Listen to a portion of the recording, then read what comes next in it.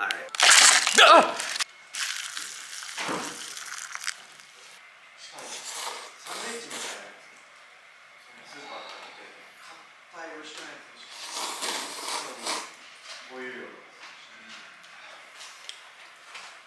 It's video time.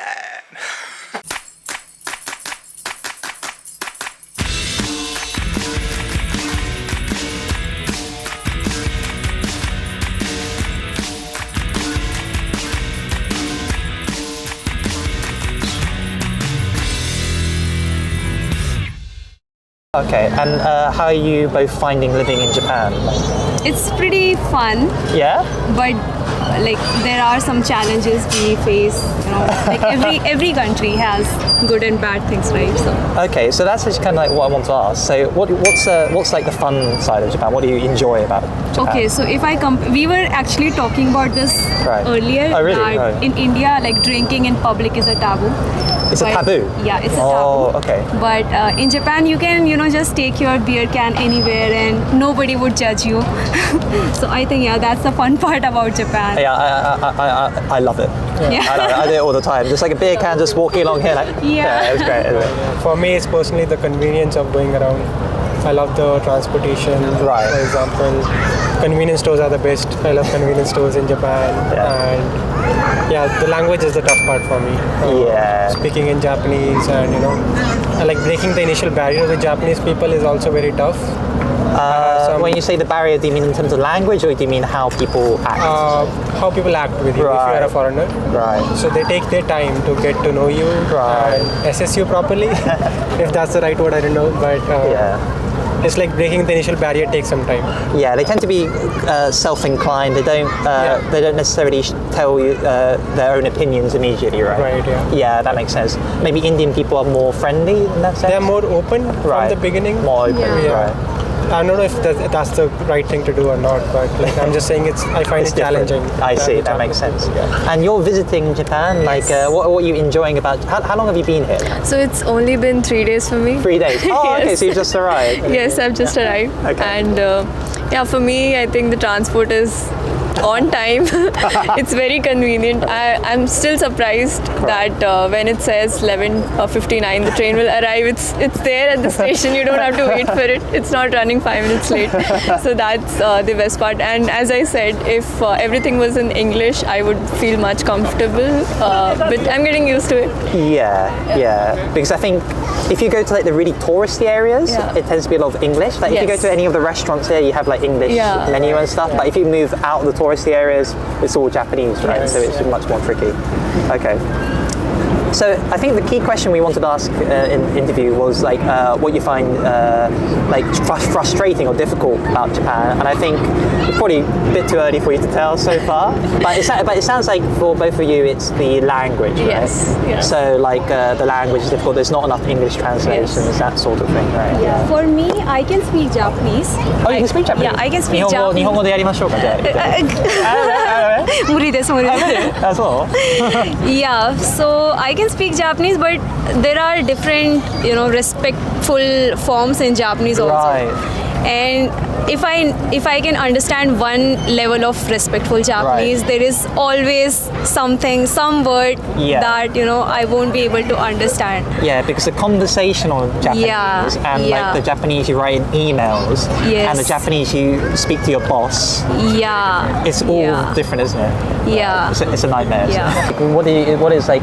So you said like Japan is very convenient. Yeah. But what is inconvenient? I think the hardest thing would be when I go to a like government office and I need to get any Tell me about paperwork it. done. Oh my god, it's such a pain in the ass. Yeah, because like sometimes it's the communication is a little inconsistent with what Yeah. you need to do and what you don't need to do, or like I'll forget paperwork and stuff, and it's like, oh, I didn't realize I needed to bring this document. Yeah, I know. And then you have to go back and then you have to Yeah. bring the right documents. Yeah. And then, I know. And it adds another layer when I just got here and knew like zero Japanese and Yeah. didn't have many connections here. It's Yeah, like I need someone to yeah. help translate this stuff. Yeah. So depending on the office, if it's a big enough word office, they will have translators, but Yeah. often they do just use Google Translate. So Yeah. you do what you can to make by, but sometimes I do get this little bit of an internal panic, like, oh oh, Yeah. this is like important paperwork. If something goes wrong, you don't want that to happen. And in Japan, I'm not sure about America, but in the UK, like if you want to renew your driving license or renew your passport, it's all done online. But in Japan, it's all paperwork, and you have to kind of sign it with those special annoying, like with a hanko. Yeah. Do you have a hanko too? Yeah, I have a hanko. They're really annoying, aren't they? Yeah. So I think the question we're kind of asking people today is, so obviously Tokyo's very... ここ場所間違えたら、まあいいや、このまま続けよう。で、so Japan's a very nice place. You know, I've been living here for around 2 years now. It's very nice. It's very convenient. But what do you both find which is difficult about Japan? What do you find inconvenient about Japan compared to Australia in your case and Indonesia in your case? 日本の難しさ。難しいね。Maybe language for me. Language. Well, Japan have a lot of なんて言えばいい？言葉表現。The way how we express things. Usually in Indonesia we don't usually have a formal or informal, right? But in Japan they have like casual or like only conversational. And especially if you work in Japan, you need to use a high level of the formal Japanese language. Like they have the formal language of Japanese which you use as a friend, I mean like as a senior, but when it comes to a customer or your boss, you need to have like a really, really high level of the formal Japanese language, and I think it's so mendokusai. So difficult for me. I agree. No, difficult for me too. Yes. I agree. In the UK, so I'm originally from the UK, if it was an English business, you just say, hi. Here it's お疲れ様です。 Yes. よろしくお願いいたします。 Yes. お手数かけてすみません。Especially when you write an email to your client or to your boss. Like in other country, you just need to write it to the point and it's like, yeah, thank you, right? But when it's Japan, it's like you need to talk about the weather and like how is it and thank you for looking and blah blah blah blah blah. It's like gonna be really long. I see. I see. Yeah, that makes sense. That makes sense. And then what about you? So you were living in Australia. Yeah, Australia. And then compared to like living in Australia and compared to living in Japan, like what were the differences and what did you find in particular? What did you find like what do you think is bad about Japan in compared to Australia? I see. Yeah, I think I agree with her. Right. It's very difficult to like say hello to Japanese people. Like, in English, I can say like, "Hey, what's up? How are you doing?" Like, very easy. But to Japanese people, like, it's very shy. So I become shy, and it's very hard to say hi. Wow. So so I think question wanted to ask. So like since moving here, what did you have like trouble with settling down? What was the issue with Japan? What did you have like? What was difficult about living in Japan? So first thing is about the halal restaurants. Oh, the halal restaurants. Okay, yeah. So as a Muslim, it's very hard to find halal restaurants in Japan.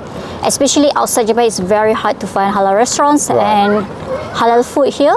So you always have to do some research and read some reviews before you go into the restaurants and try any food. And the second one is about renting the house here, especially when you are foreigners. So if you cannot speak Japanese, it's very hard to find any kind of rental apartments here. Yeah, because quite a lot of time the people who do the renting out, the people who own the apartments, they can't speak English, right? So they're a bit worried about renting out to foreigners, right? Correct. So how did you find like a place to rent out in the end? So we use some agents, right? So those agents they will find some rental apartments that can rent for foreigners that cannot speak Japanese, you know? Okay, so it's like agents specialized for foreigners who cannot speak English. I see. Do you know which one you use? Just for example, like, do you remember which one you used? No, I don't know. Okay, that's fine.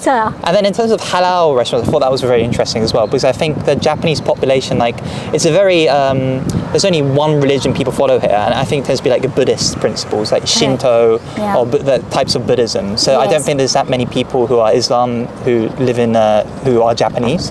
And I think there's not that many foreigners who live in Japan either. So it makes sense that there's not that many halal restaurants around. Correct. So in terms of like finding halal restaurants? Do you just Google them online, or is it like a certain area in Tokyo where they have a lot of halal restaurants? Or So for us, we always do some research before we go to the restaurants. We will Google first and did some research from the internet, or I will ask directly to the restaurants. Right. You just call whether them. they use what kind of ingredients they put inside the food.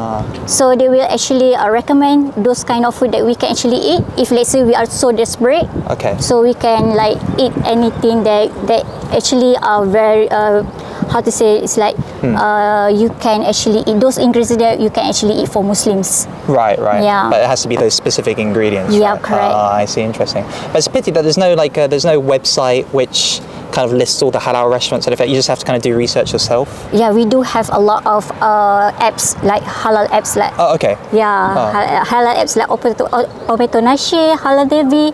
So we can refer to those apps before we can go to the restaurants.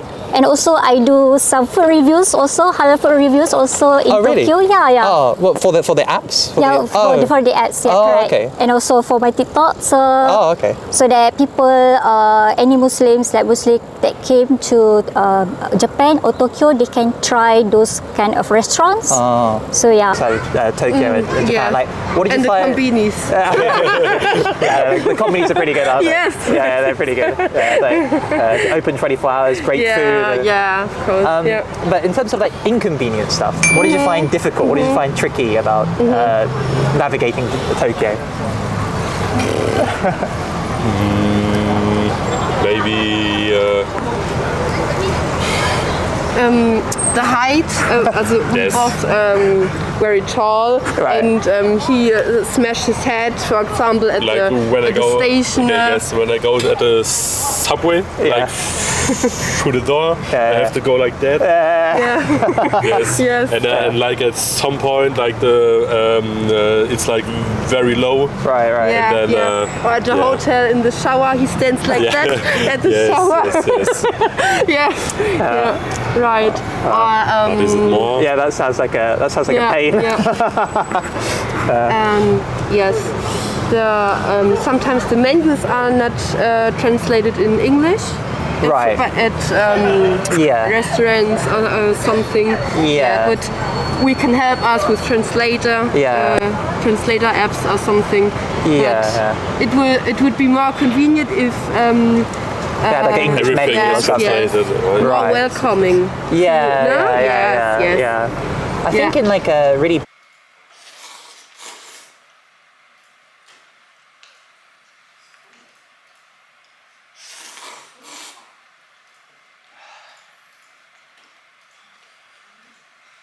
You're meant to come closer on the third one. Oh, that was the third one? Yeah, that was the third No, one. that was not the third one. That was not the third. That was the second one. And then